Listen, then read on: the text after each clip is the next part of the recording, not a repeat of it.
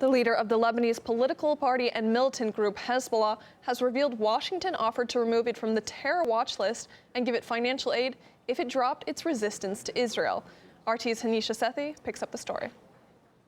The US terror list, arguably the most dangerous list in the world. And if you're on the database, you'd assume there's no way out of being branded an international threat, right? Wrong. If you want your name scratched off for good, here are your options. You could become a friend of a friend. The chief of Hezbollah, a Lebanese Shia political and military movement with links to Iran, says the United States offered the group the chance to be removed from the international terror watch lists. But there was a catch. I got a message from the US Vice President saying that the US is ready and that we'll be a part of the Lebanese government, get billions of dollars and be removed from the terror lists, but under two conditions. The first one is that we'll work for the Americans, and the second is that we'll stop resisting the Israeli occupation. Israel's our very firm and strong ally. So basically, as long as you're nice to Washington's friends. And for further proof that money talks, look no further than the People's Mujahideen Organization of Iran.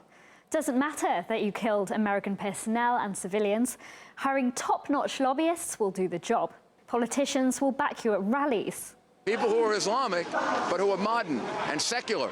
And TV ads will proclaim your innocence from TV screens. Tonight, 9 Eastern. MEK is Iran's democratic opposition, working for a nuclear-free Iran founded on human rights.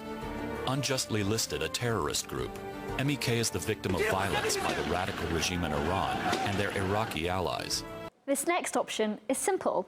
Just sit and wait until the tag's removed. Nobel Peace Prize winner Nelson Mandela waited till days before his 90th birthday. What a nice present from Washington. And 5 years later at his funeral, all was forgiven and forgotten. To the people of South Africa, the world thanks you for sharing Nelson Mandela with us. His struggle was your struggle.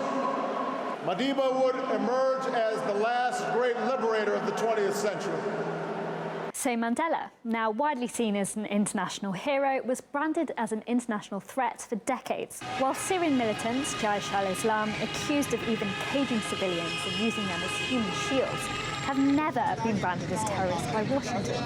Is this like a red line for you that you will not designate Ahrar al-Sham and Jaish al-Islam as terrorist organizations? You know, on the battlefield, there are groups that mesh together, or individual fighters or groups of fighters. It's not a clean situation all the time. So it appears that being on the US terror list may have little to do with actually being a terrorist. However, it is using what you might call the carrot and stick approach, a rather handy way for a government to achieve its strategic goals. If you look and see who's been designated as a foreign terrorist organization by the United States, they are always the governments that seek to be independent from the United States or have challenged U.S. hegemony in their area or in their country. Thus, the label is purely political. It doesn't really say anything about terrorism or about the people who are sanctioned under the FTO, Foreign Terrorist Organization label. It's a form of bullying on a grand scale.